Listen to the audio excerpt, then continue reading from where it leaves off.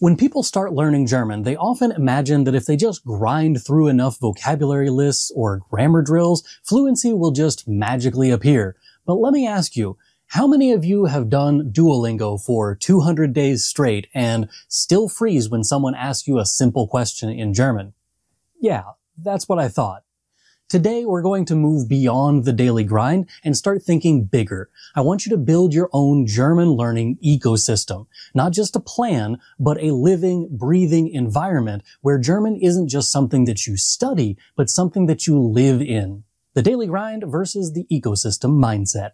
Daily practice is important, of course. You need consistency to make progress. I've made videos on that before. But daily drills alone can feel like checking boxes. I did my lesson, I'm done. The problem, fluency doesn't come from isolated check marks. An ecosystem mindset is different. Think about a forest, the trees, the soil, the animals, the water. They're all connected and they support each other.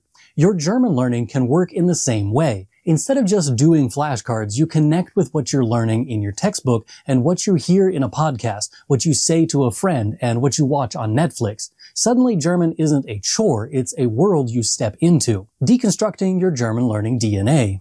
So how do you build your ecosystem?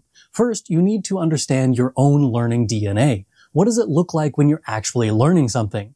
There's a myth about learning that each person has a particular way of learning that works best for them. You hear people say things like, I'm a visual learner, or I'm a kinesthetic learner.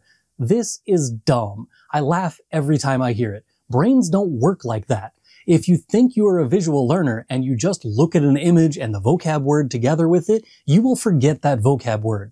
In reality, you simply need enough interactions with the information so that it sticks in your brain. The exact number of interactions differs for everyone, and it isn't a fixed number all of the time, even for the exact same person. My recommendation is to interact with the information as many times as you can, and no matter what you do, you won't forget it.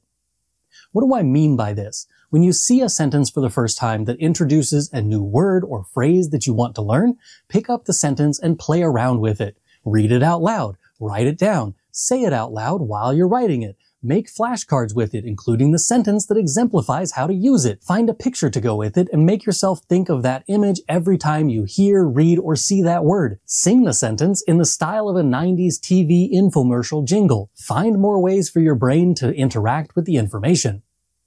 The pillars of your personalized German ecosystem. Now let's talk about the 3 main pillars every ecosystem needs. Number 1, curated content. Choose German materials that actually interest you. If you love crime dramas, watch Tatort. If you're into soccer, follow Bundesliga news in German. Authentic content sticks better because you care. Number 2, interactive practice. German is a language, not a code to crack. You need to interact. Find a tandem partner online, join a speaking club, or leave comments in German learning communities. Use the language with humans, not just apps. Number 3, structured learning. This is where textbooks, online courses, and tutors come in. They'd give you the grammar backbone so that you don't build your ecosystem on shaky ground. Think of it like the frame of a house. It holds everything together. Fueling your ecosystem beyond the screen. Don't just let German live only on your phone or laptop. Label the items in your kitchen in German. Narrate your morning routine in your head in German. Translate conversations that you have from your native language into German. See how much of your day you can talk about in German and fill in the gaps of your knowledge.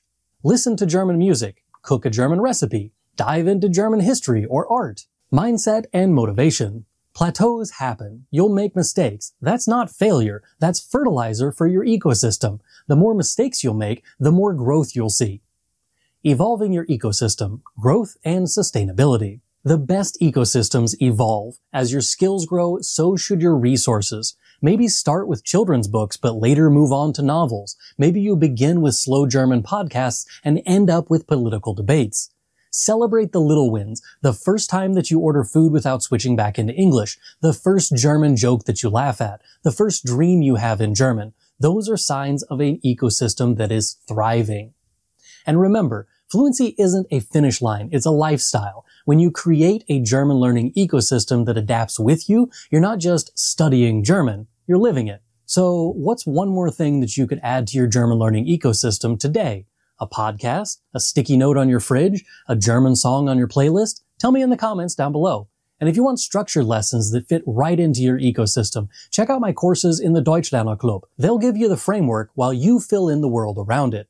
Das ist alles für heute. Danke fürs Zuschauen. Bis zum nächsten Mal. Tschüss!